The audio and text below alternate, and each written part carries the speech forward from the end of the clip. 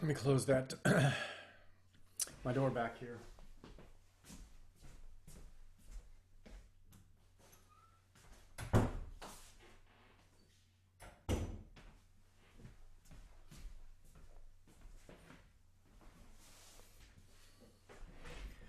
All right.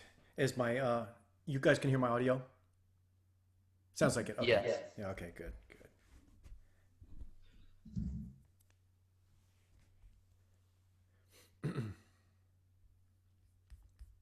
Waiting to I don't know why my hard drive isn't pulling up. So crazy. Just doesn't come up sometimes.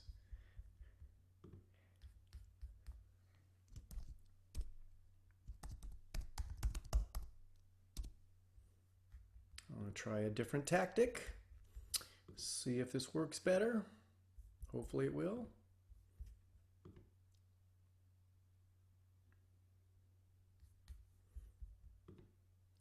Okay. All right, now people are starting to come on. Here we go. Trevor, how is this purple tier? Does that affect your work at all? No, not my work. The guidelines say that anyone operating indoors at 20% capacity or less can remain open, Oh, and we have been. I see. So Okay. we're still allowed to be open. Plus, our internet kind of makes us essential-ish. Oh, I see. Okay. All right. Is anybody else in a situation where that's going to be affecting their work because we went up to the next tier? Everybody's okay? Okay. No. I've pretty much been working full time throughout this whole thing. Have you? Okay. So maybe, so you guys have jobs that don't, I mean, it's not, is it online kind of stuff or?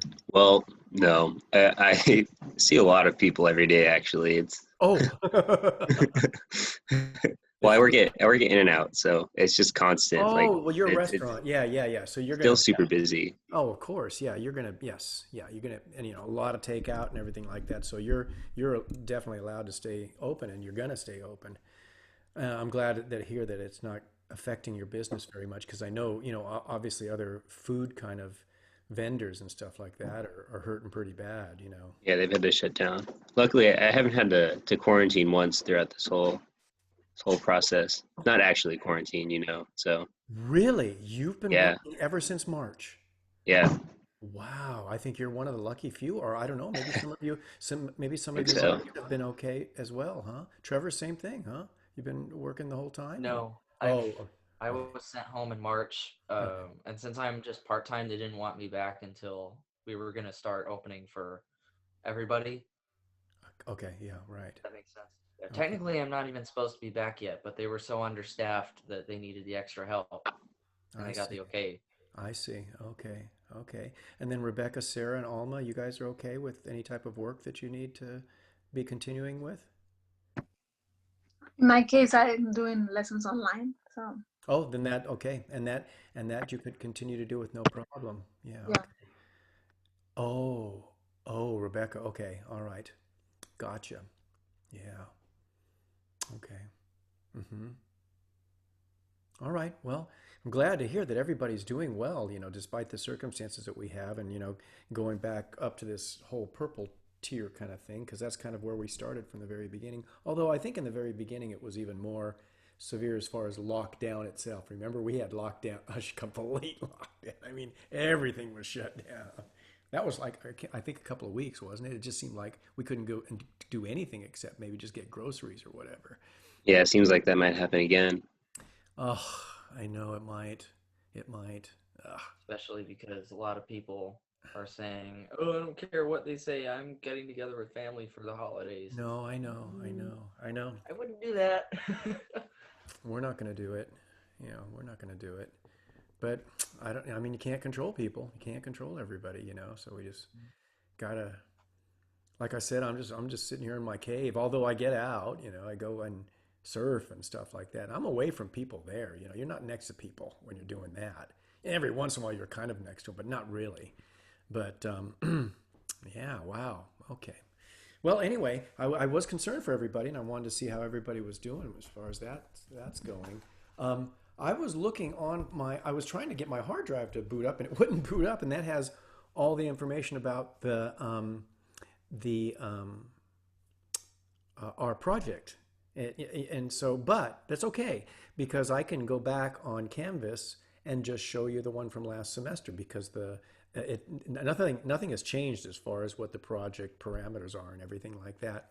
So again, like I told you, where we're at is we finish up this chapter and finish up the test number 7. That is a modulation test. You're gonna actually analyze an entire chorale piece by Bach. And then it's projects. That's kind of it. So I thought maybe I would like to at least pull this up so that you can see it and get an idea of what the project is like, because I don't think that I've ever displayed that for you.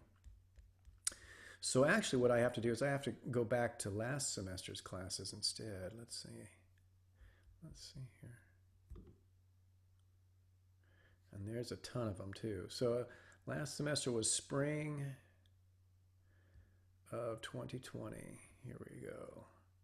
Where is theory and practice spring? All right. Does all this stuff look a little familiar? Kind of the same thing that we did, that we're doing right now. So anyway, let me get the part that has the, let's see, chapter 12.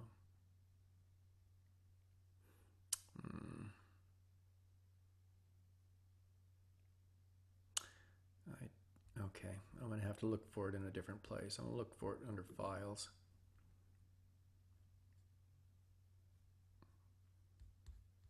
Okay. All right. Okay, everybody. So this is sort of this is what I was putting together, was a timeline for you guys so that you knew what was happening. And that was that you're going to have, actually this is not the item I'm looking for. This is a little bit different.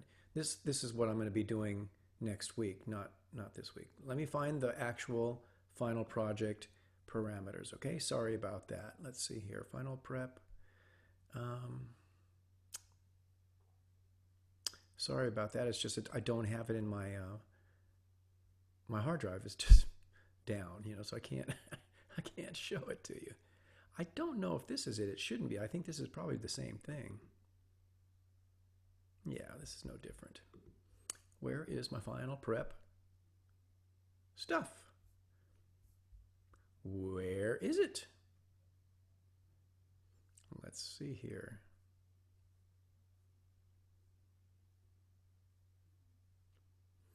Sorry, you guys. Where is it? Wow. That's really interesting. I guess maybe they're... It's not there. Okay. Well, as soon as I can get that hard drive up, I will show you what it is. Let's see. Does this have it? Let's see. No. All right. Sorry about that, everybody. Okay, then I'm just going to tell you. Yeah, it is. I was just reading the chat there. Yes, of course, Trevor. Because we're Americans. We got to do what we want. Okay. That is a complete opposite to what you have in Asian cultures, right? If they tell you what to do, everybody does. They toe the line, So I mean, Guess who has the least amount of cases? Well, no, I know that. I know it's interesting because I do think it's a strength to be independent. I really do. I mean, here I am, half Japanese, but I'd also realize that being that way, where the concern's more for the masses as opposed to the individual, or just the opposite. It's our concern is more let the individual get what they want and screw the rest of you guys. I mean, it doesn't affect me. I don't care, right? Doesn't it seem that way sometimes? It's like, doesn't affect hey man, me. I'm getting my share of the pie, but yeah. Look at that. My hard drive just pulled up. All right, very good. Nice. Man, I've been fighting with that thing all morning. I don't know why. It's been giving me this issue. It's really, really odd. I usually don't have that problem ever. So let's see here. Okay, let's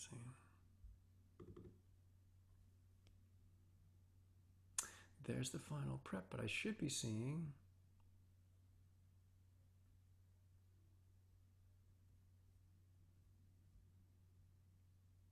Where is the thing that I just made? Wow. I can't even find my own thing that I made this morning for you guys. Wow, that is bizarre. Okay, well, that is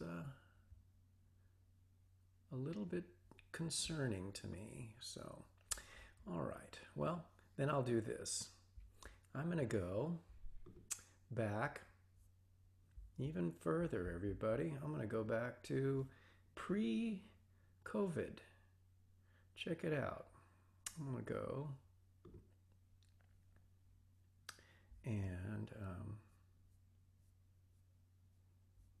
let's see here. See if I can find this for you. Gosh, I'm doing the same thing that I always hear people complaining about, that teachers do, that they're scanning through all their stuff and they're just waiting. Like, why aren't they prepared before they? Okay, let's see here. Where is my files? Bit frustrating here.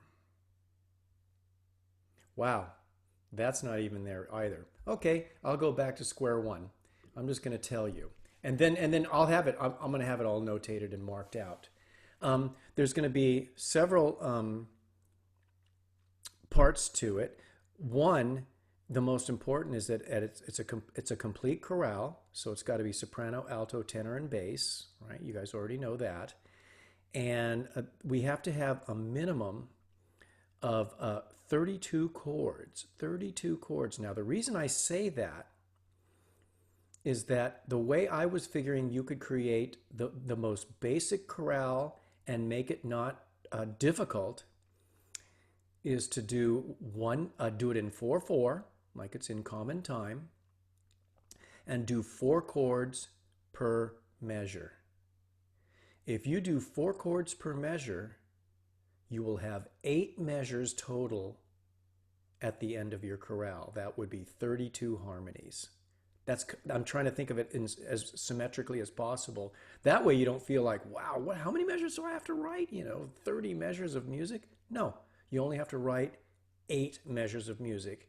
And I'm assuming that almost everybody's going to do 4/4. You should, because if you do 3/4, it's going to take you more measures to get 32 harmonies. And another reason for that, what seems like just an arbitrary number, is that then you can have 8-bar phrases. Or not 8-bar phrases, but 8 chord phrases. 2 measures is plenty to be able to establish a key. So if you're doing 2 measure phrases, you can have 2 measures in your first key, 2 measures in your next key, 2 measures in your next key, and then finally come back. And you will have completed all of that. And I go step by step through it anyway. So it's not going to be a hardship for you, because I have a video and I'm going to be talking to you guys, walking you through it in class as well. But just to let you know, it is a chorale, so it has to be written soprano, alto, tenor, and bass. And the way it has to be notated is in a notation software program. So I think most of you are using NoteFlight, if I remember correctly. I think Elise is using a different... No, Lisa's using NoteFlight. Was there somebody who was using something else? Trevor was. Is Trevor? Oh, and Alma as well? NoteFlight, you're using NoteFlight? Is there anybody using anything else? You said, Trevor, you were? All the most important criteria is this, that the stems have to go opposite directions. So soprano has to be up in the treble clef, alto has to be down in the treble clef, tenor has to be up in the bass clef, and bass is down in the bass clef. Though that has, because that's what a chorale looks like. You see the voices separately, just like you've seen every one of our homework assignments. Everything looks like that in chorale style. Then the next criteria is that you have to have a minimum amount of different kinds of secondary chords. So as far as the dominant 7 chords, you have to have 1 dominant 7 chord, and you have to have 1 leading tone chord. So that means somewhere in your composition, you're going to have one of those. That's a minimum. Believe me, you're going to use more than that. But you at least have to have one of each because I need to see how you voice lead them. If you give me a dominant 7 chord, I need to see that 7th resolve. And if you give me a leading tone chord, which you will, I need to see the 7th resolve and the root go up to the tone that it's supposed to go to. Everything that we've done in class needs to be demonstrated somewhere in this chorale. Then you're going to be responsible for providing me with one secondary dominant, meaning it's got to be a secondary, it needs to be a dominant chord not in the key and not changing the key somewhere in your composition. Those are very easy to manufacture, everybody, because all I have to do is take a diatonic chord. You know, if I'm in the key of C and I go C to D minor, I'm going to turn the D minor into a D7. It's that easy. You know, those are easy to do. The part that's going to be a little bit more difficult is to create a secondary leading tone chord, because that you have to kind of just manufacture on your own. So the best way to deal with one of those is to say, what chord do I want to lead to? And then just create a leading tone that goes to it. And then you've got yourself a secondary leading tone. Again, everything that I'm talking about, we're going to go over anyway. Then you need to, because of the chapter we're in right now, you are required to do 3 modulations. 3. You have to give me at least a chromatic and a common chord. So there has to be at least those 2. Then the other one would be, you know, a duplicate of one of the others. It's either going to be a chromatic or it's going to be a common tone. And what's going to help you, everybody, is that you go from one key, modulate. Go to another key, modulate. Your 3rd modulation is coming back home. You're going to end up back in the key you started in. So a lot of people, what they did is they took their first phrase, their first 2-bar phrase with 8 chords, and they copied it and sort of pasted it and just made little tweaky things, you know, just altered it slightly so that when it came back to the original key, it was almost like duplicating the first phrase again, which, you know, is a great compositional technique anyway. That will be helpful for you guys. Then you need to have a MP3, an AIFF, a wave file of your composition. Another thing that Noteflight will produce for you. You say produce, you know, an audio file of it, and then you produce it. That comes along with your project. You have to give me the project as a PDF, and then include with it a file, an audio file, so that we can listen to it. We'll listen on the day of our final. All we do is listen to each other's projects. That's it. There's no additional testing or anything like that. That's your final project. Let's listen to the projects and enjoy that day. So that's what happens on finals. So you are actually getting that stuff to me before the actual final day, but that's when it's due. And I believe that's going to be the 2nd week of December on a Wednesday.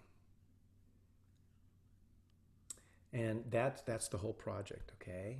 So I'll have it all, I'll have things written down, and I got a timeline for you. So meaning every, you know, after we're finished with the modulation test, then I've got an assignment for you every time for your project. So it's like, here, give me your keys, give me this, you know, give me that, so that you're basically working on your project as homework assignments. That way we'll get it done. It's not like, oh, you know, we're going to do other stuff and then you got to do your project on the side. We'll be working on your projects. So because of how much time we have left, I would like to get that modulation test to you pretty quick. My goal is to actually get it to you by Friday so that you can take it over the weekend, okay? Okay. And then when we come back, you know, that Thanksgiving week, we are missing the Friday, but at least we're working on our projects. We're just getting that done. You're finished with the analysis. So I want to share with you in the book, let me see, get my iPad open here.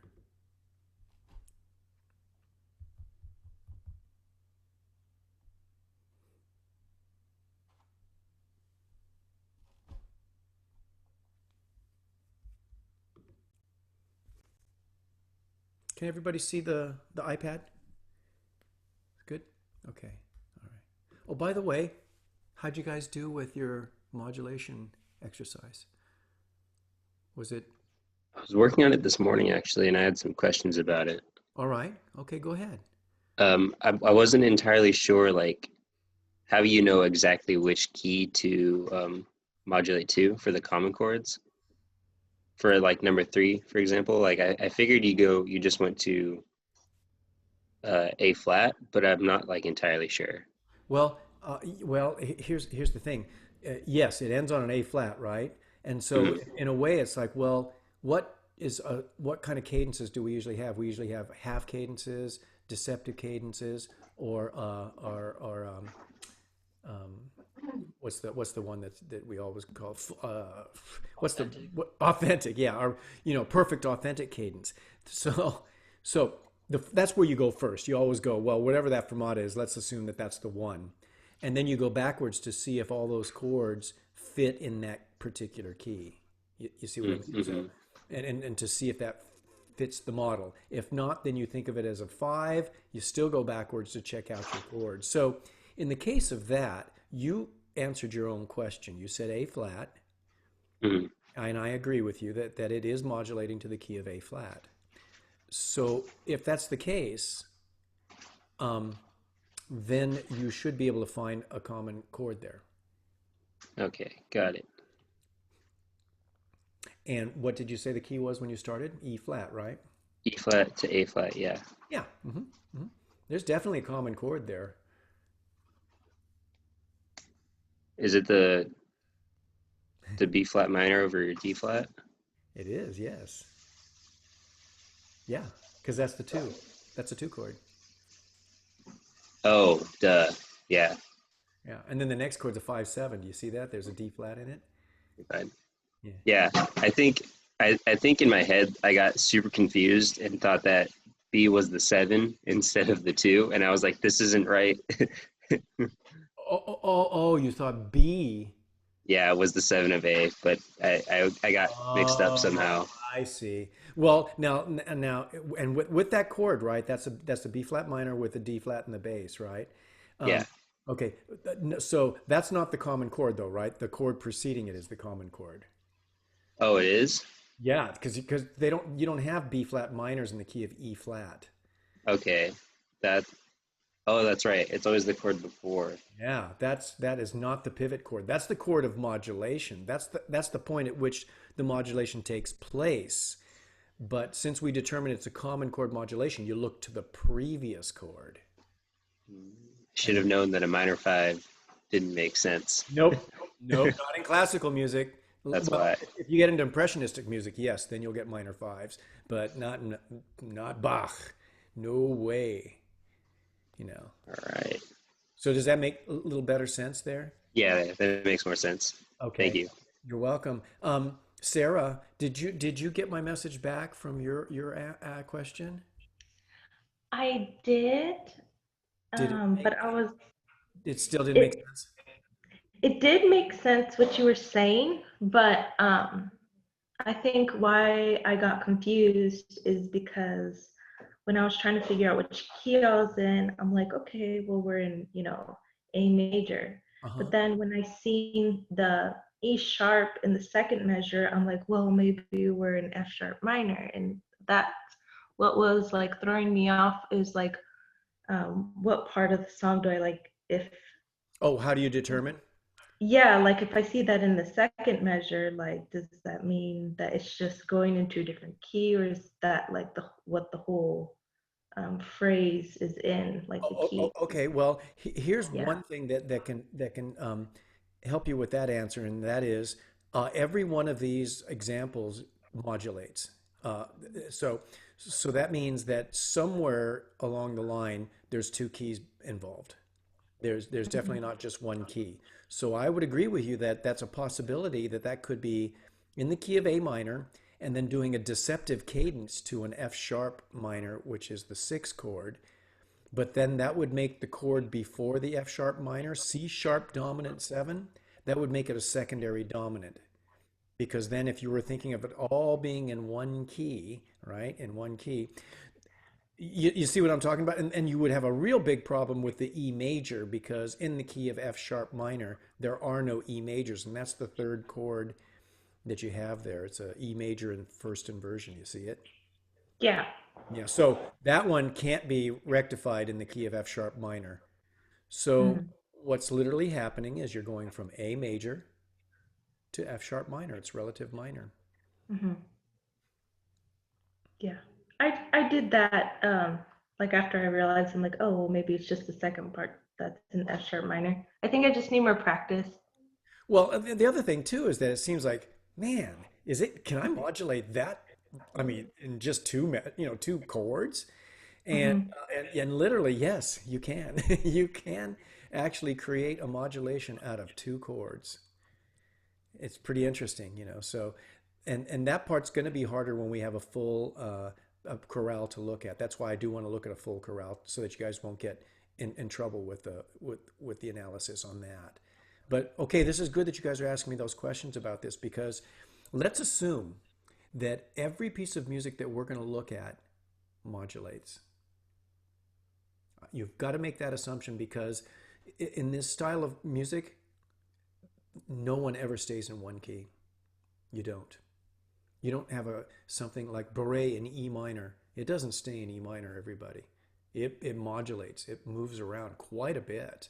Even the smallest and simplest Baroque piece of music, any little tiny minuet, it modulates. It goes to different keys. And how does it do it? It uses accidentals to do it. It doesn't use a key signature. So it's not that clear. You might be reading a piece of music and just going, okay, I'm in the key of G. and then if I say, hey, well, what is this chord? And you go, whoa, wait a minute, that chord doesn't even belong to the key of G. Well, it's because the composer modulated. So let's make that assumption right now that modulations are there. We just have to identify them. The harder part is going to be, how do I know if I didn't modulate and it's a secondary chord instead? That's more difficult. So the only way you can tell that is that the majority of chords that you're analyzing still fit one key and there's only one chord that doesn't fit. Then it's probably some kind of a secondary chord. But if you see a whole series of chords in a different key, then you've moved to a different key. So let me show you something that's in the book, and that might be helpful. Okay, all right, folks. What usually signals that a modulation is taking place? How do we do it visually? What do we look at? Accidentals. Yes, yeah, an accidental just gives it to us immediately. At that point, we just go, "Oh my gosh, that's got to be either a modulation or a secondary dominant or secondary leading tone." It's one or the other, because it's an altered chord. It's not in the key. Okay. Everybody all right with that? Okay. Then you see this assignment here. We're going to do this assignment. We're going to basically kind of get it done, and you're going to be surprised how actually quickly you can get it done if you don't let yourself get too freaked out. don't go, oh my God, this is too much. Look at all these notes, there's too much notes. So let's do this first. Let's pick the big giant sections. And what I mean by sections are, where are the fermatae, right? You see those fermatas all over the place? Those are definitely stopping points in the music. They're points where you're actually sitting there and staying in place. Okay? So, what's the first fermata, everybody? What chord is that?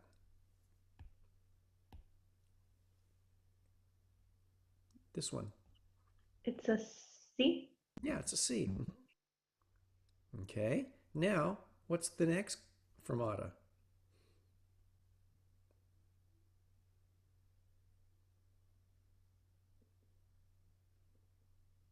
C again. Yep. What's the next fermata? Measure 7.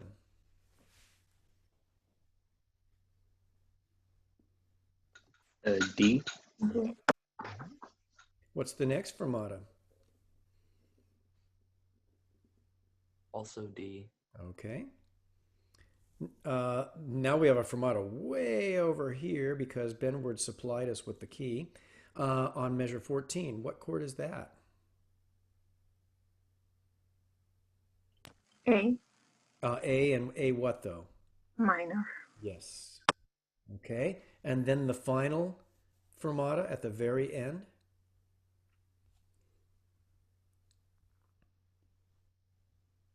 Just G G. major. Uh-huh. Yeah. And isn't that the key that we started in? The key signatures, suggests the key of G major. Benward supplied us with it, so we don't have to worry about it. But how would we know that it wasn't E minor? What would give us a clue that we were in E minor instead?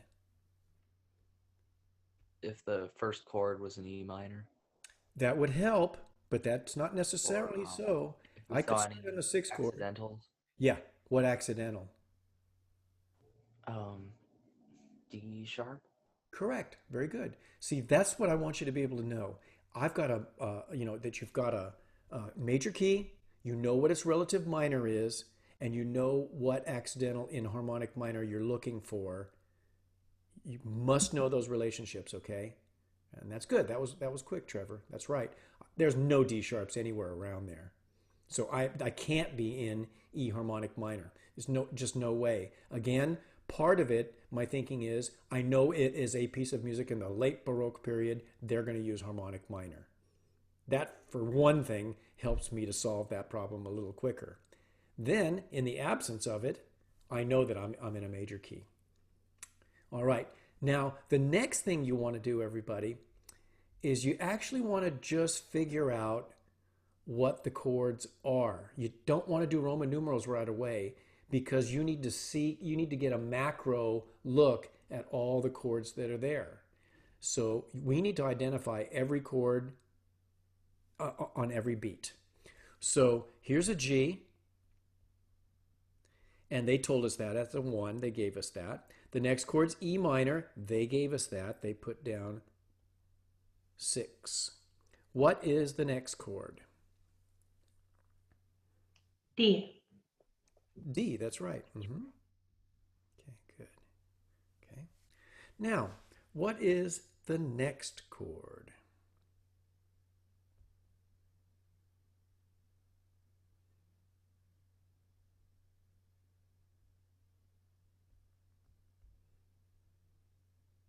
G major. It is G. And what do you guys think of that F natural? That's kind of interesting, isn't it? What would an F That, natural do to a is G that the chord? leading tone? No, F natural would not be a leading tone because F sharp would be a leading tone in the key of G. Would that make it a dominant 7? It does. It makes that a dominant 7. That's a G dominant 7 sound. And again, do we see its function doing what we expect it to do? Is it going down? It is. Yes. And let me tell you, if it does that, you've got yourself a dominant 7. It might not be you got to figure out if it's a secondary dominant or is it actually a key change. That's to be determined later. We don't determine that yet because we want to get a really good picture of everything that we see in front of us. Okay. We know that the fermata is a C. Cool. Measure 3, everybody. What chord is that? F major. Yep. Beat 3 is also F major. There's an E descending down. That's just a passing tone. That's not a chord tone. Now, what chord is... so I'm going to still say that this is F. But what chord is that?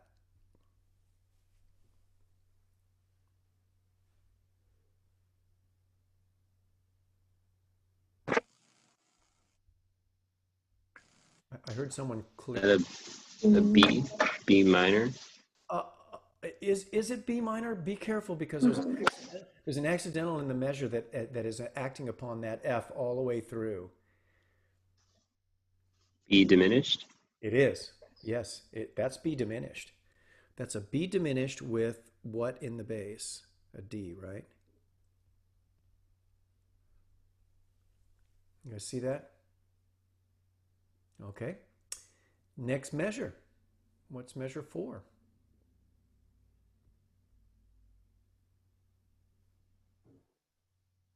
C major. Oh, yes, it's C. That's right. Okay, good.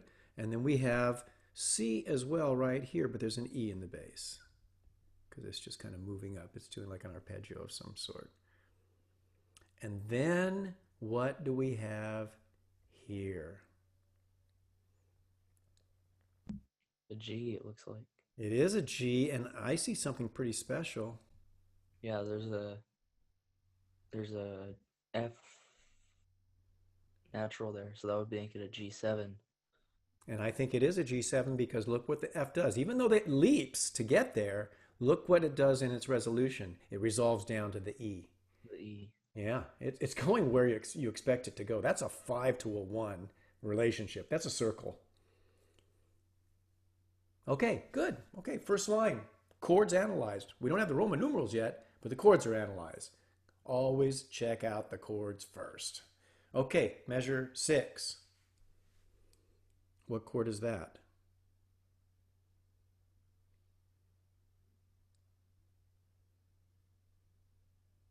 Can you guys It's a see it? G. Yeah, it's a G. What's the next chord?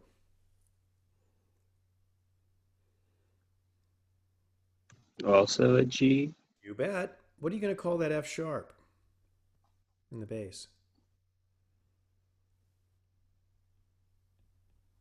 Is that, wait, what is that sharp there?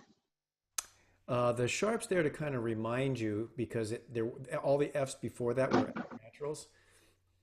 It's Okay. called a courtesy accidental. How Could courteous, that be a G how major courteous of 7? them.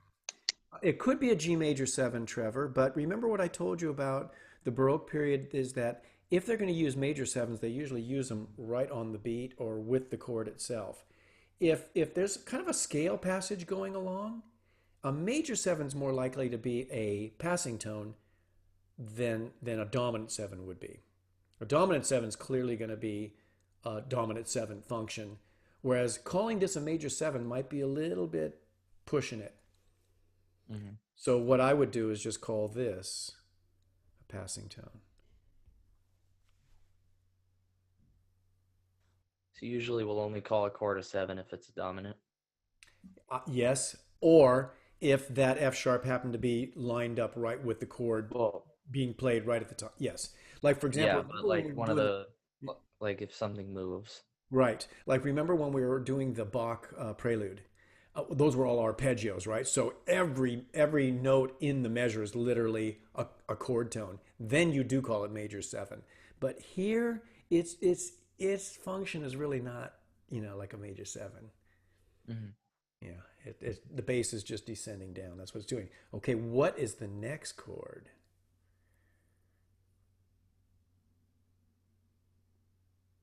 Is it a C sharp diminished It chord? is. It is. It's a C sharp diminished with what in the bass? With an E? Yep, that is correct. Good. What is the next chord? Measure 7. D major. Yes. And then we've got the fermata D major again. It's kind of like a confirmation. All right, good. Measure 8, everybody. What chord is that?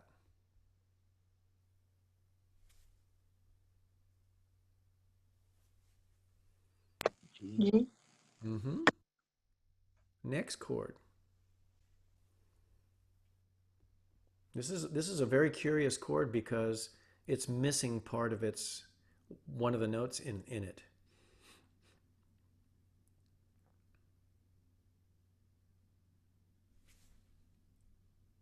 Is it a A. dominant 7? Say that again. A dominant 7? It is an A dominant 7. It just doesn't have a fifth. It just doesn't Yeah, have it's a fifth. missing an E. Yeah, it's missing the E. So now, if you're faced with a chord that's incomplete, how do you make the deduction that it's the chord that Trevor said it is? And I agree with him. That's going to be the sound of an A dominant 7. How did you make that determination? Because it looks a lot like it could be a C sharp diminished. The problem is there's no E there. Yeah. And There's no E and there's an A included. Yes, Also, and that A is in two voices. yeah. It's in So the it's tenor and the bass. there. That's a pretty important note. That's not a note you ignore. So at that point, then you have to consider, well, what the heck can I do with those three tones to line them up? Well, the only way you can line them up is if A is the root. Mhm. So I agree with you. It's an A dominant seven without the fifth. And you don't have to mark it. You don't have to say no five or anything like that. You just say it's A7. What is the next chord?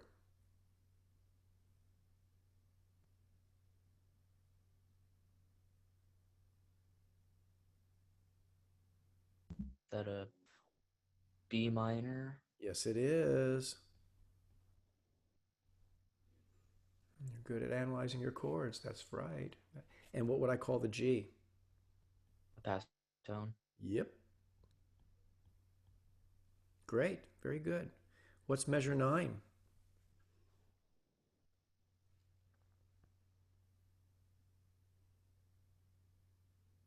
Is that a D major?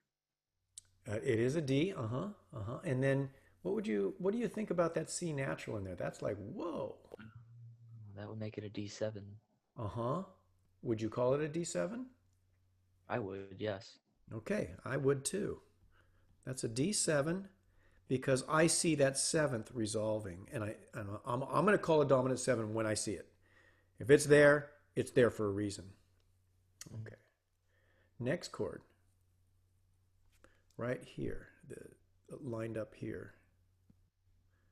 Remember that D is going across for the soprano, so that D is still part of the chord.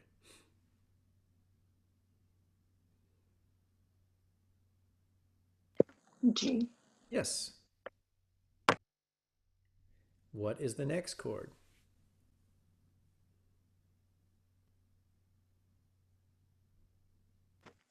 A major. And No. I agree it's A, but I think it's something even more than that. A dominant seven. Yeah, it Yeah, is. A7 again. Yeah. With an E. And this time he gives us an E a little later on. He does an escape tone to get it. All right. Okay, so everybody clear on the chords that I've named. Yeah, let's not go further than that because I want to just kind of now we need to address what we think is going on. Okay. All right, so we've analyzed every chord and everybody understands the process of deduction of what we did to make sure that we knew what the chords are. Sometimes they were just very simply visible, and other times we had to kind of make some choices with missing notes. All right. So we're in the key of G, right, everybody? What are the possible closely related keys to G? If G is in the center, I could go forward to the key of D major. I could go backwards to the key of C. Correct? Yeah. All right. Now, what is the relative minor of G? E minor. E minor, good. And then what is the relative minor of D? B minor. B minor. And then what is the relative minor of C? A minor. A. Okay, so we've got those six choices. We already know G is one. We already got G. Now we look at our fermatas. What do we have? Fermatas on a C. Two places. That probably means we're going to C. So I'm gonna kind of look for the key of C. What other fermatas do we have? Two really clear fermatas in D. So I'm going to be looking for the key of D as well. Those are the two spots I'm thinking of the modulation going to, okay? All right. Okay, so now you have to take any unusual chord that has an accidental and look at it as being the point in which a modulation is taking place. And then in order for it to be correct, all the chords that follow it should all be in the same key that you just made that deduction. So where was the first accidental, everybody? Wasn't it where the G7 is? That F natural all of a sudden came in? All right. So I'm saying, G7, definitely not the key of G. Pretty sure it's not. Fermata on a C, That's a 4 chord in the key of G. Do you guys know any cadences that go to 4? I know a cadence that goes 4 to 1, plagal, but do you guys know any cadence that goes to a 4? Yeah. No, it doesn't exist in classical music. That's not a cadence.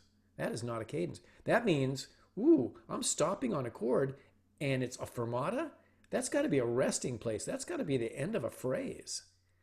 So it better be either a half cadence, which it can't be in the key of G, right? Because it'd have to end on a D chord. It would have to be deceptive, which would most likely be E minor. It's not. Looks like I got a key change. So now, if I do, I've got to look at the chord before the G7 to see if it's a pivot chord. What defines a pivot chord? Accidental. Or that can be used. No, the accidental doesn't define the pivot chord. The pivot chord, remember, is the common chord between two keys. The chord that has the accidental in it is literally the chord of modulation. It's the point at which it's happening. What you're trying to determine is, am I doing a chromatic modulation or a common chord modulation? That's what we're trying to figure out right now. Okay. So I go to the chord before G7 and I check to see if it is, and by pivot chord I mean, is it common to both keys? And G7 cannot be in the key of G, it must be in the key of C. So then, what is the chord that precedes G7? G major. Okay, there's a G major right there. All right. Okay. Now, if we go precisely to that one downbeat, we could actually argue that that is the pivot chord, and that the next eighth note actually creates the next harmony. You guys see that? Are there G chords in the key of C? Yes. Are there G chords in the key of G? Yes. So now I have to prove my point. I'm going to move this because it's in the way. So I go 1, 6, E minor, 5, 1, and then I say I'm going to the key of C, and the G7 is a I'm going directly to it. So if I'm going directly to it, I got to check with the common chord here. Here we go. I put 1, 4, G. In the key of C, it's a 5. Then I say 5, 7, 1. I know that there's a lot of stuff here, but can you guys see what I just did? So I'm saying it's a common chord modulation. I agree with that. I do think it's a common chord modulation because there was a G preceding the G7. And that is common to both. It's a 1 chord in the key of G, and it's a 5 chord in the key of C. I forgot to put the 7 here. Yeah, you got to put the 7 there. All right. So now, in this new key, let's see if all the other chords fit in the key of C. If they don't, then we made a mistake. All right, an F chord. What's an F chord in the key of C? I should probably write this in a different, you know what? I'm going to write the Roman numerals in a different pen so that it's a little clearer to see here. Here we go. This is a 5. This is a 1. We're in the key of G.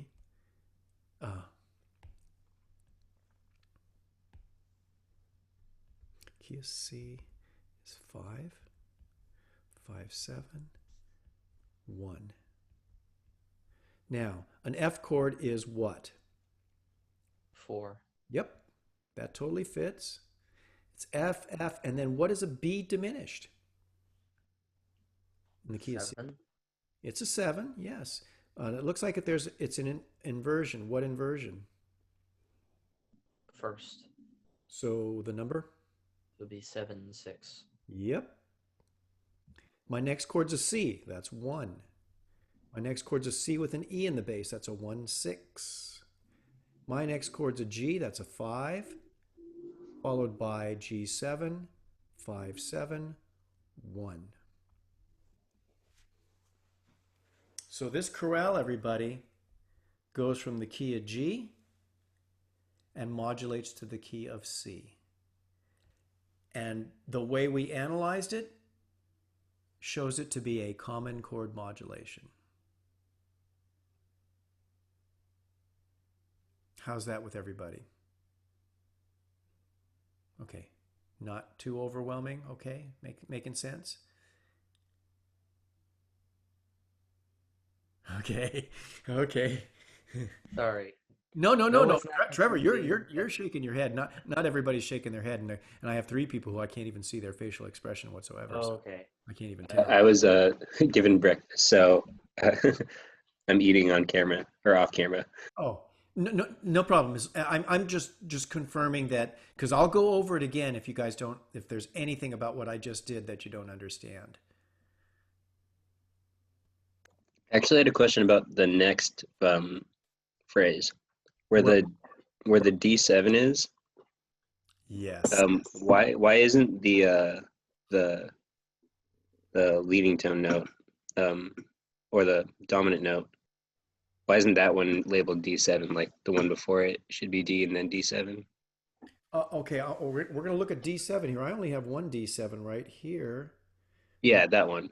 Because in the other one, in like the G to the G7, we marked it like as 2 separate things there, but not for the D7. I see what you mean.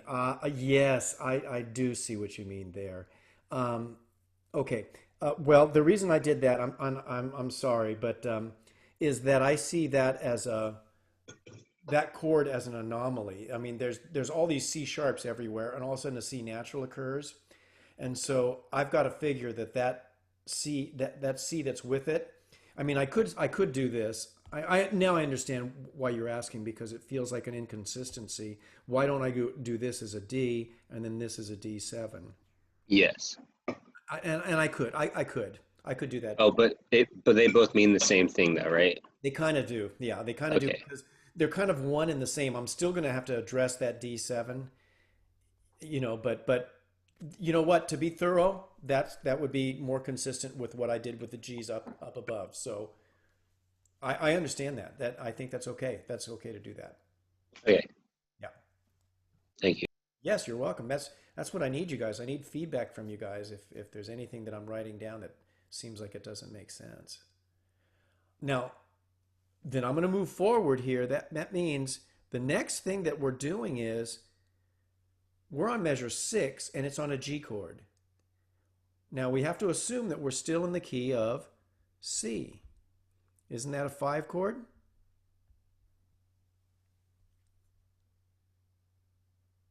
Yes. Okay. And now all of a sudden things start to get a little strange here. There's a G chord, an F sharp appears, but we're not calling it a chord tone. So we're not saying we've modulated yet. But then a C sharp diminished comes around. And that's clearly not in the key of C. So where is the fermata going? Isn't the fermata going to a D? Most likely we're going to a D major key. We just have to find out how. Are we doing it chromatically or are we doing it common chord?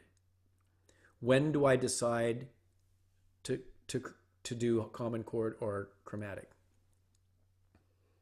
How do I determine it?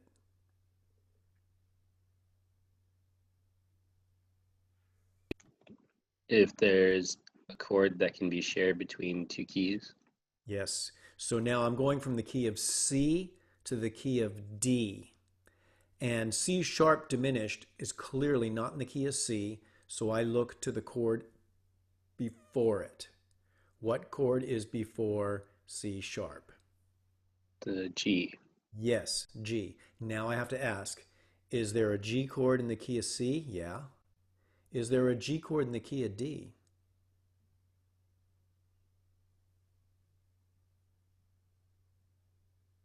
Yes.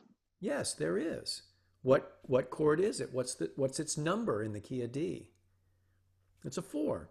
So I'm going to say this is a common chord modulation from C to the key of D, and the G chord is the pivot chord.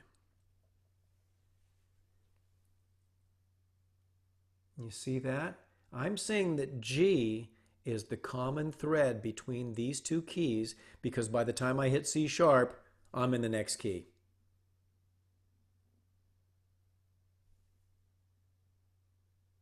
Okay, I saw 2 people shake their heads affirmative.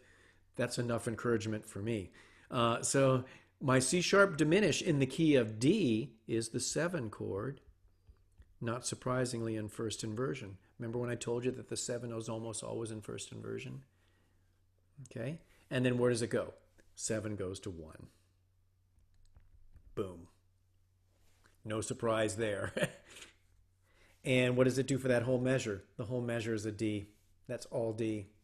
Everything there is a D. Every note here is a chord tone. So then I go to G, I call it 4. I go to A7, I call it 5/7. I go to B minor in the key of D, what is it? It's the 6. You see that? Then I run into the first little bump in the road.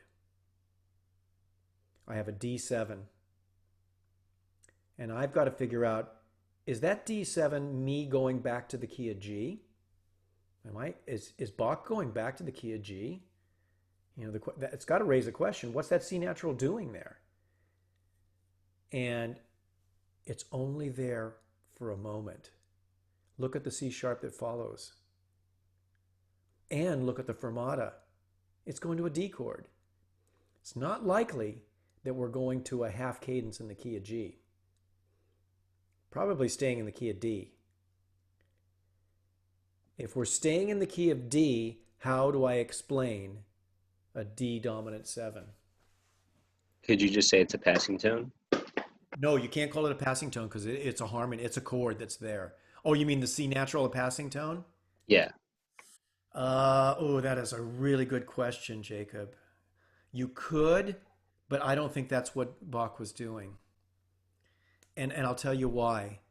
Again, I've got to bring home the fact that the dominant 7 is such an important function in this style of music that if any dominant 7 chord appears or even has a semblance of sounding like a dominant 7, I'm going to look at it that way.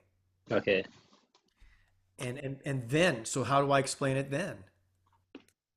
If I'm committed to it being a D dominant 7, what can I write in my analysis that will show what I'm thinking?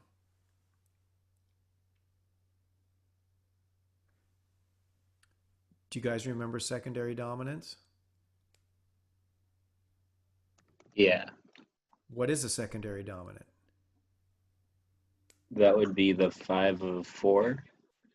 If I was going to call it a secondary dominant, I would call it a 5. And I'm going to just say 7 right off the bat because I think it's a dominant 7 of 4. Because D dominant 7 is the 5 chord of a G chord. It's just that a G chord's a 4 chord in the key of D. But if you write that in your analysis, you're saying to me that one isolated chord is a secondary dominant. It's not a key changing chord. It's a color. It's a momentary moment of spice. There's some spice in there. And you know Bach likes that. He loves to put a little spice in there. If you put that there, then I know you think it's a secondary dominant. And I hope you would, because that's what it is. That's a secondary dominant. If you would have circled the C and said that that's a passing tone, you could have gotten away with just saying that it's a 1. But as soon as someone hears it, they're going to go, how come you didn't address that dominant 7? How come you didn't address that note? Because check out, we've got G chords going. We're in the key of D major. So we got this tonality. It's very strong. And then you got you got the G chord here. Here's the G starting here. There's the G, and then all of a sudden it goes to a dominant 7. It goes like this. Hear that? I mean, we're in the key of D for sure. And then it goes to a B minor, which is a deceptive sound here. So it's going to do this. Hear that? Now my next chord is this. Oh shoot, we forgot to put down what inversion it was, didn't we? Dang it. There's an F sharp in there. So it's a 5. Come on, folks, tell me what it is. 5 what? 6/5. Yep, it's a 5/6/5. It's a dominant 7 chord, and then it has this. Let me get the notes here. So A and D, and it does this. Hear that C natural? And then it goes to the G chord. You're gonna hear that G chord there. And then it's going to move down, and then it goes to an A chord, A7, so we have the G7 still in there, and then it ends on a D major chord here. So that dominant 7, when you hear this, it's like, wait a minute, what's that doing in the midst of a D major tonality, right? So you got a D major here. Then it goes up to G. We've got a G chord, right? A G happening here. G. Then we have an A7. We've got the A7. And then it goes to a deceptive chord, B minor. And then it goes to a D dominant 7, which sounds like this. And then it goes to a G. But it goes from a G to an A7, and then ends on the D. So that's a secondary dominant, everybody. It's a secondary dominant. You I had a have question. go ahead. Oh, sorry. I had a question about the G chord after the dominant 7. Uh-huh. Is do we not address the F that F comes sharp? after it? F sharp. Yes. I'm going to call that a neighbor tone.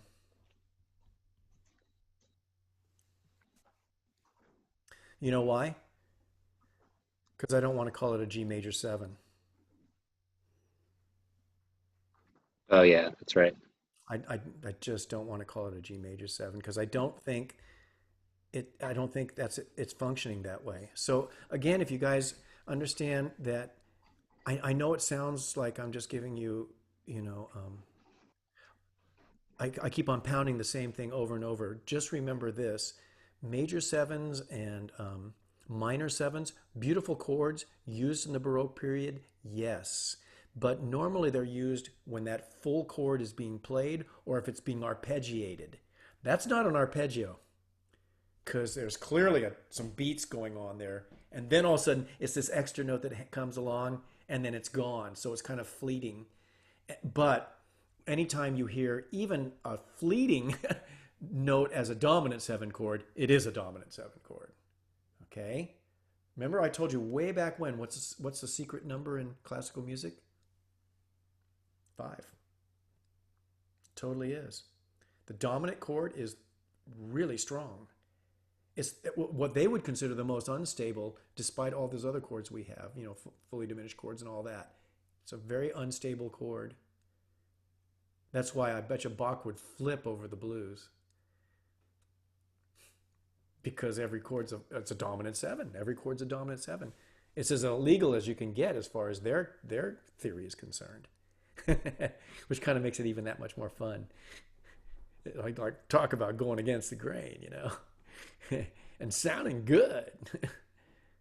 So do you understand why I'm calling that I'm trying to figure out a way to call it something else besides a chord tone, so I'm going to call it a neighbor tone, and it's functioning as a neighbor tone. You see that? So what's the scoop on minor 7s and dominant and major 7s? Don't call them that unless you clearly can hear it in the chord itself functioning that way. But it doesn't matter what position you hear the seventh in a dominant seven chord, always call it a dominant seven chord. Okay? Let's use that and say that's our rule. If I can find a dominant seven chord, I will, and I'll use it. Okay? So what's the A7? It's in root position 5-7-1. That's a perfect authentic cadence.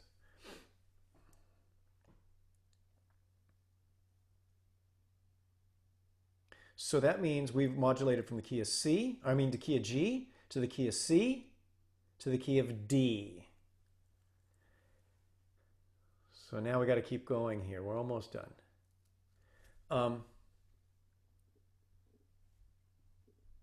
Hey. There we go. Oh, no, no, no, no, no, no, no, no. Whew.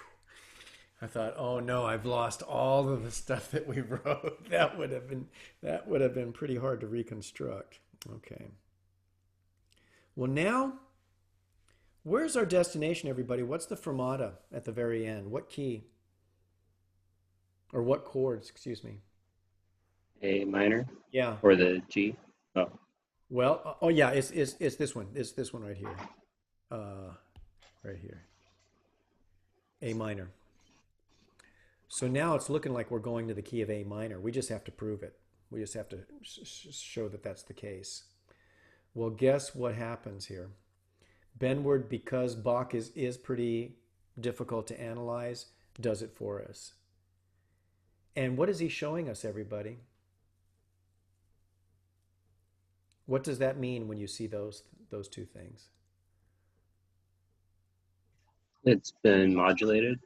That it's modulated? How? What kind of modulation is he showing? Common chord. Yeah, he's saying that this is a common chord modulation between the key of D major and the key of A minor. Now, I've got some explaining to do because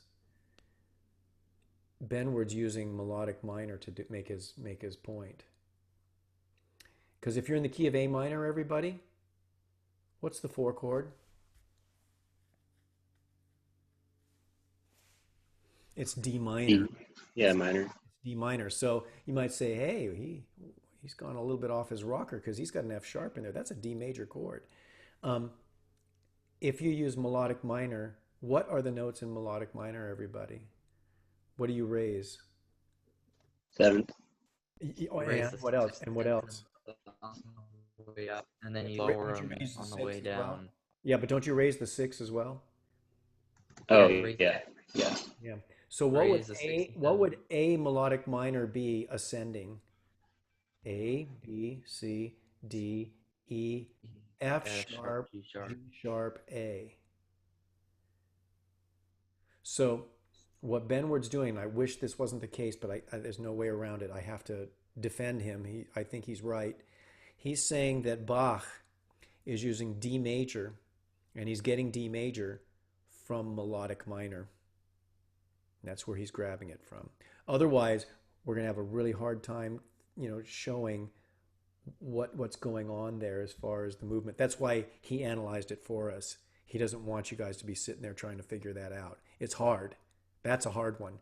And believe me, any test I give you will not have that in it. You're not going to have that kind of quagmire in there, okay? But anyway, he's saying that D major is the one, A minor, A melodic minor is what's creating the 4 chord to be a D major chord. Okay? And let's just move beyond that because you're not going to be encountering that anyway. But that's the explanation for it. Yeah. Boy, if I took a screenshot, it would be so cool because Alma's going like this and Sarah's going like this. It's like, uh-oh. This is getting tough. It is tough. I understand. I don't want to, fatigue you guys too much, but I think we should move ahead of what Benward's given us, okay? Is that all right? Yeah, because I want to prove that we're in the key of A minor. He's already handed it to us, but we need some more evidence, beyond that. So here's a D major chord. We're gonna write the chords down. D major, D7. What is the next chord? There's a B, G sharp, and another B, and there's a D in there too.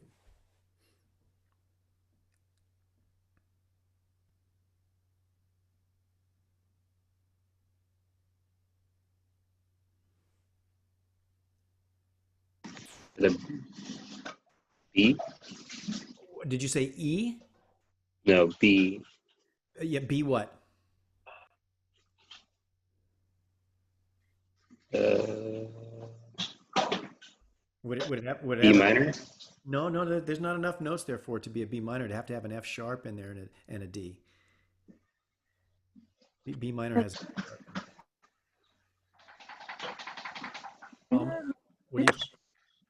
What do you calling it? What diminished? G sharp. Yes, it is. That's G sharp diminished. Oh, That's G sharp diminished with a B in the bass.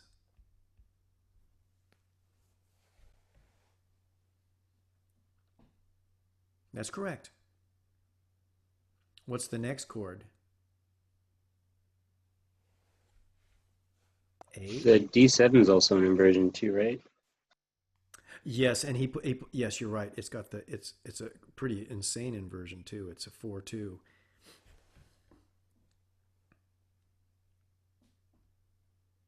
And then what's on measure 12? What chord is that? A.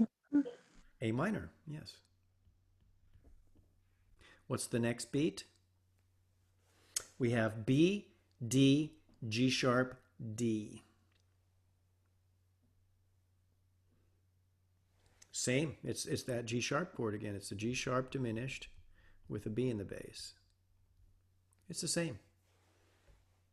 Then what's the next chord? C, C, A, E.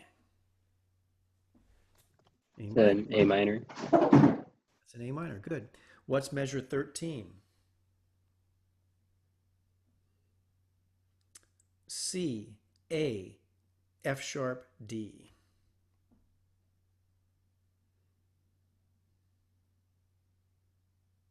The D7. You're right.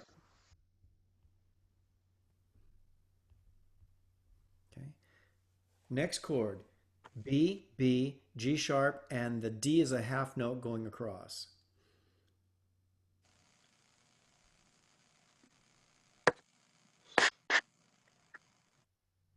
I think it's that same chord again. Yeah, it's the G sharp diminished again.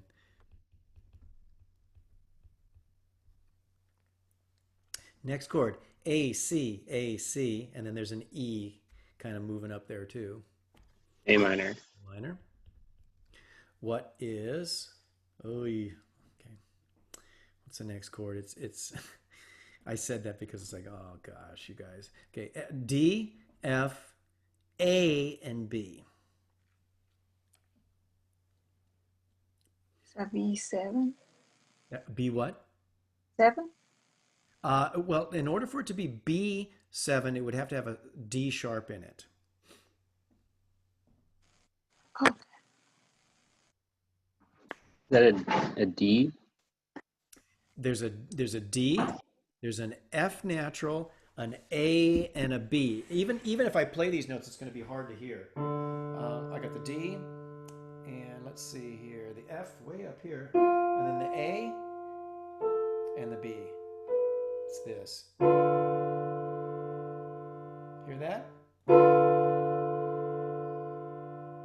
Do you guys think you can line all those up? I mean, Alma, you're on the right path. It is a B of some sort. It's just not a B major. yeah. What would it be though then? If it had a D natural in it and an F natural, let's build it. A diminished. Yes. 7. What kind of diminished? It's B, D, then it has an F, right? And it has an A. So what kind of diminished is it?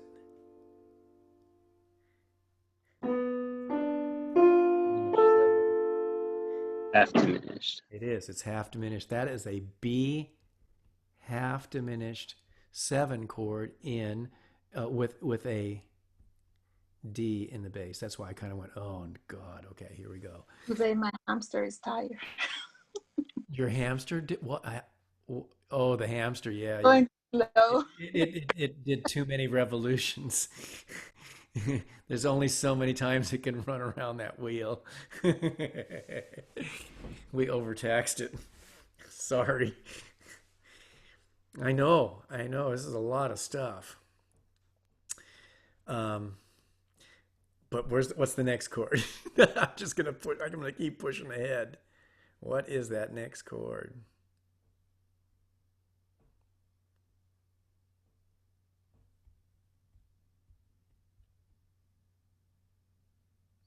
Anybody got any idea? There's an E, a G sharp, and a B is still going across because it's a half note. There's a D in there too. An E major. E, This is E right at this point, and I believe it's an E7 right here because of the D natural. Mm. If I see the 7, I'm going to call it E7. I am going to do it. And then finally we get to A minor. And if you kind of look and scan through the chords, you're going to go, oh, I can see that we're in A minor. All the chords fit except for the D7. And the D7, Benward already gave us a clue as to what that chord should be called. It's a D7, a 4 chord. That's a dominant 7 chord. And the reason he puts the M on the bottom is to show that it's a minor 7 interval. And I'm just going to do that because I don't want to confuse the issue for you guys, okay? I'm not going to, this chord will not come up somewhere else where you're going to have to deal with it. So I'm just going to put it there because that's the same chord that he had before, okay? I would rather address it that way and not get stuck on it. And believe me, past classes have gotten stuck on it really bad. Because we'd always come back to it and say, well, why isn't that a secondary dominant? And I said, well, it could be a secondary dominant. The problem is it wouldn't be tonicizing. And then it's a little bit harder to explain. So I'm going to leave that one alone and just say, trust Benward on it, and leave that alone. If that's the case, I'm going to go to this chord right here, the G sharp chord. What's a G sharp in the key of A minor? 7. 7. 7 diminished, and it has a B in the bass. So what am I going to call that?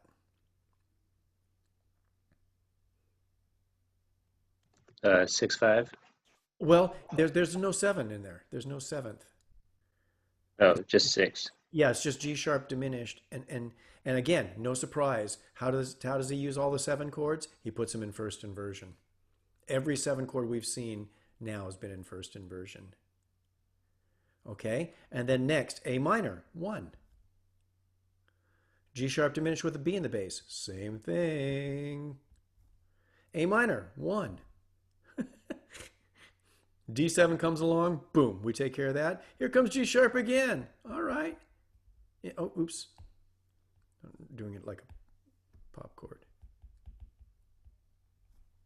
A minor, 1. B half diminished. Well, that's what you get when you're doing a 2 chord. A 2 chord in a minor key is a diminished chord. If you make it a half diminished when you add the 7 to it, then you just have to say what inversion. There is a D in the bass. That's the 3rd. What number would that be? 4. No 6. 3. No, not 4. Oh, 6/5. 6/5 because there's a 7th in it. The A is the 7th. Yeah, that's a 6/5. Because it's B half diminished with a D in the bass. And then E is 5. E7 is 5/7. A minor is 1. Whew.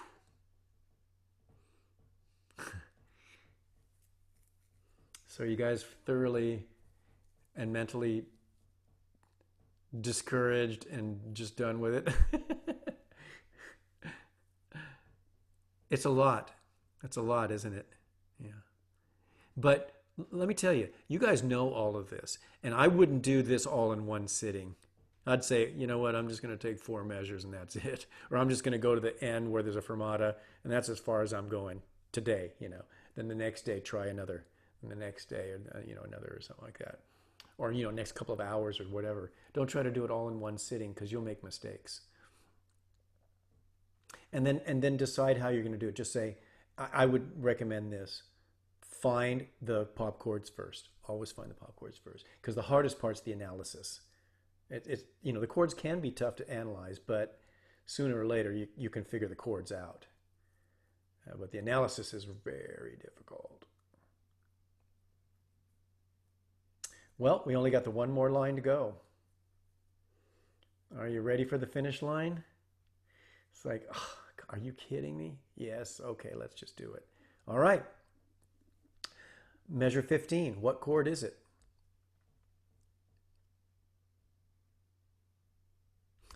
Alma, did you say C? Oh, I thought you did. It could be, but there's no 5. You're right. We don't have a fifth. You're right. But is a chord? I can you identify a chord by having no fifth and having a third? Yes. I think so. So I think it would be safe to say that that's a C chord. And if you're coming from A minor, couldn't be A as well? Oh, could it be an A?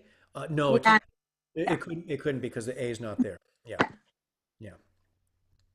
I know it could feel like an incomplete A minor, but I think because the C is in the bass, it's gonna sound pretty much like a C chord. I mean, if we do it middle C and it goes up to he's got the E he's got the G, he's got G natural, and he's got the E. Let's see here.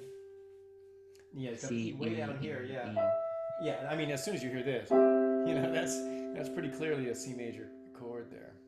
So, And it would be even though we, no sorry, I 5. put a G in there. I didn't mean to do that. Let me see here. Let me see. C. The C G would is there, be you E. guys. The G is there. The G Where? is there. In the bass clef. The G is there. I don't see one. Yeah. Look on top. Oh, look at the bass part right here. This note right here. Oh. That's a G Oh. because it's two ledger Okay. lines. I missed the third ledger line. Yeah, yeah, yeah. It's two ledger lines and then another one after that. So it is because I Okay. mean I just played it. I went, hey, wait a minute, I just played the G. What's going on here? So Doesn't that go against his at own least rules? I know I can read music. I just wasn't doing it theoretically with you guys. So, but anyway, yeah, the fifth is there. There it is, right there. It's above the alto. The tenor singing above the alto. That's illegal. Bach, what are you doing? Yeah. Then all he has to say is, "Hey man, I'm Bach. I can do whatever. Bach. I can do whatever I want." He could always say that, right? He could have been Bach too. Yeah, it's true. Too much Bach. Yeah. Okay, so then we've got this next beat right here. Right here. What's that?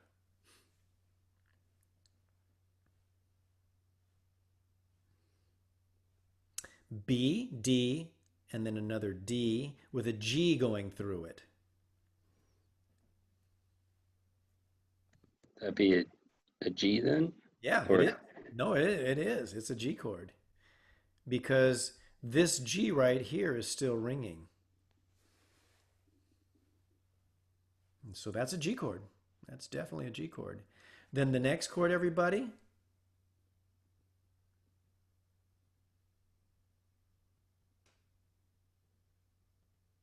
The A minor. Yep.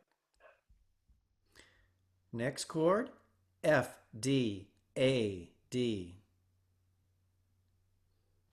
it's a D chord Uh-huh. And what kind of D? major? Yes.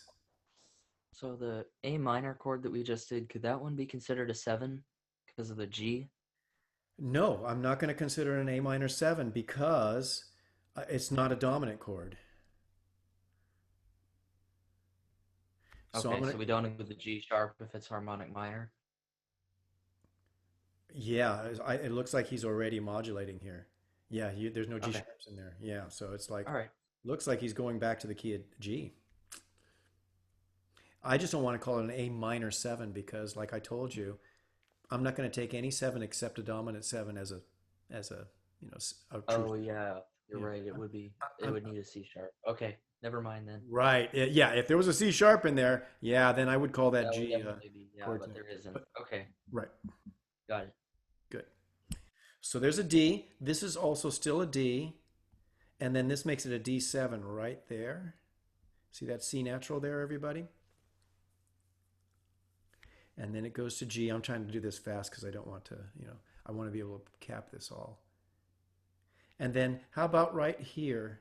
What chord is that? C. Yes. Oh my goodness. Sorry. Okay. That is a C with what in the bass? E on the bass. Uh-huh. Next chord, F, D, A, C. D7. So D7, right. With F sharp in the bass. Next chord, G, D, G, B. G major. Mm-hmm. Next chord, C, E, G, A. That Now you get your chance, Trevor. A minor 7. Yes. A minor 7 with a C in the bass. Alma, do you have a question? Oh, no. Okay. Okay. But Trevor, you see why I'm calling that an A minor 7 now? It's Yeah, right because on the they're all beat. on top of And each other. and the A is the strongest note there. It's the longest note. It has the most attention paid to it. So I do think It's that undeniable now. it is undeniable. It is undeniable. Then I go D right here, D7 here, G. So we're going from A minor to the key of G, and we just have to prove when it happens. At what point do we actually have a modulation? Okay. Well, we got to do some thinking here because it starts on a C, the phrase. Well, that's definitely in the key of C, A minor. That's the 3 chord. Then a G chord appears. Ooh, in the key of A minor? A G chord? Something's wrong. that's still an A minor, right? It can't be an A minor if there's a G major chord there. Oh, so the change happens at the beginning? I would say yes, because G is the very next harmony that occurs. So then you can look to the chord C and say, is it common between A minor and the key of G? And what is the answer to that? Yes, it is common. That is the answer. So I'm A minor. It is a 3 chord. In the key of G, it is a 4 chord. So I'm saying that every one of the modulations that Bach did were common chord modulations. Every one of them. Not one chromatic modulation in the bunch. Because every time he made a move, there was a common chord there. There was a possibility of a common chord. So now, if we're right, every chord from this point forward is in the key of G. And we kind of know that we're going to be right because look, no accidentals. You go all the way to the end of the piece, there's no more accidentals. They're gone. So I'm going to be in the right key. Here's 1, G, G. Hey, what are you doing?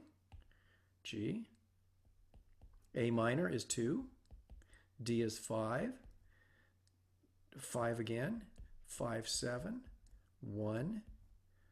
4, 6. C major with an E in the bass. D7. 5, 6, 5. D7 is the 5 chord of G. Back to 1. G. A minor 7. Cool. 2. As a 7 chord, though, in first inversion. 6, 5. Oops. That's not a 5, Fred. 2, 6, 5. Okay. To a 5, 5, 7. Home. Wow, Bach. Whew, that was tough. Man, you messed us up. So, a whole class devoted to analyzing an entire chorale by Johann Sebastian Bach. Lots of work there. This would be a good video to go back and look at. I'm going to put it on YouTube so that you get the full version of it. Remember, when I do things in Dropbox, it tends to cut the next second hour off. So I'm going to definitely put this in YouTube for you guys, okay? And so I kind of want you to just be able to kind of, how should I say it? You guys have the blank version of this. I'm going to take a screenshot of this, and I'm going to give it to you as a PDF so that you'll have access to a copy of this, okay? You'll be able to see it. And I want you to kind of go back and study it over again to kind of get comfortable with it. And then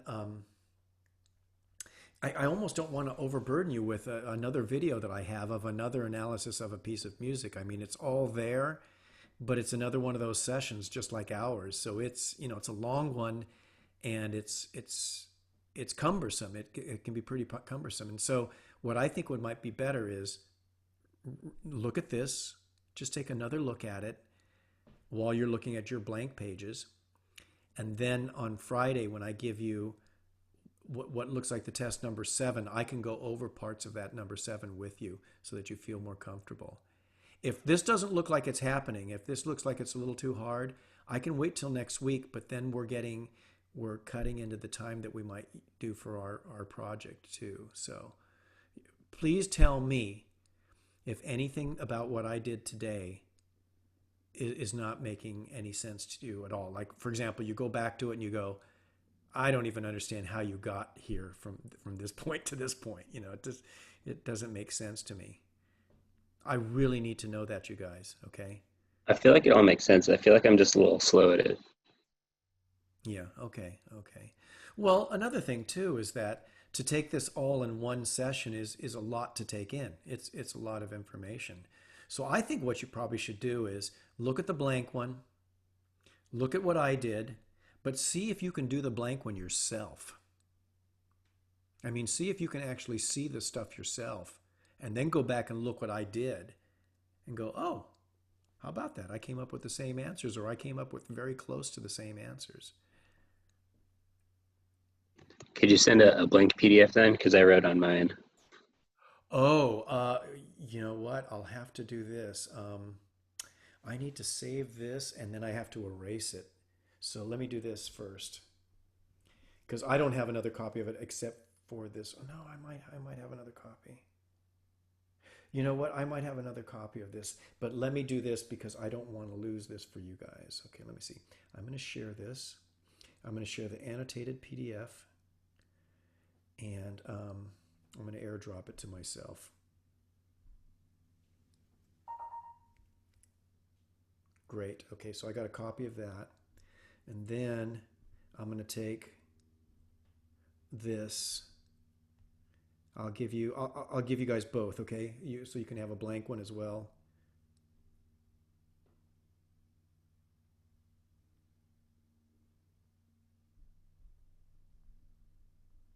I think that this one will be blank.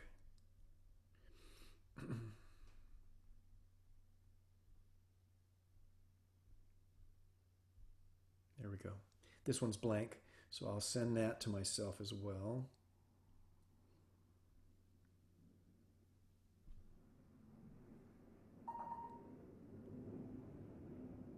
Okay, I've got them, everybody. I've got them. Now, did you guys tell me that when I tried to share stuff with you on the chat that people were not receiving the share?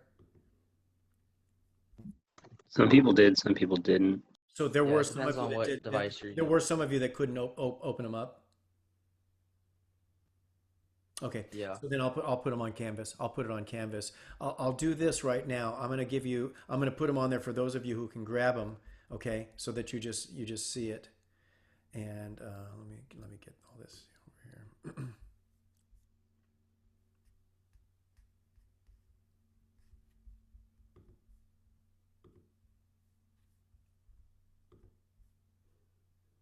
Oh, why? Oh, are you kidding me? Really? It the PDF that I made of the blank one, it sent the entire Benward book PDF. The entire. So here, if you guys want it, here it is. That's the whole theory book right there. For some reason, it wouldn't just do the actual, and then I'll give you the other one. Yeah. And so I'll try somehow, you guys, to make that other one into just a single page with no annotations on it. Okay. Yeah.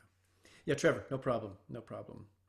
So, listen, this is not an assignment because we already did it in class. But what I would like you to do is just go over it on your own to see if what you come up with yourself makes sense with what I discussed in class today. Okay? And remember, you guys, I'm open to you guys sending me messages and saying, I don't understand this phrase or that phrase. I will get back to you. I promise I'll get back to you. Sarah knows, right? I get back pretty quick, right?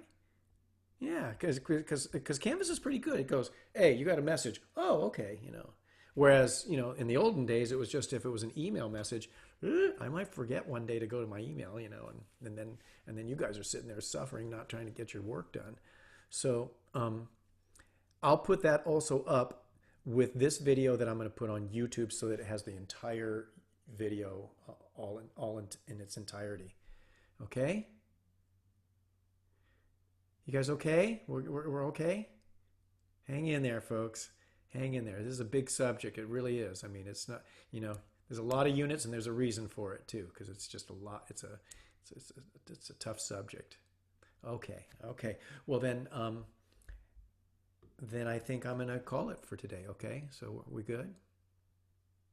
All right. Stay safe. Keep your heads up and sayonara. I'll see you guys later. Bye bye. Ciao bella.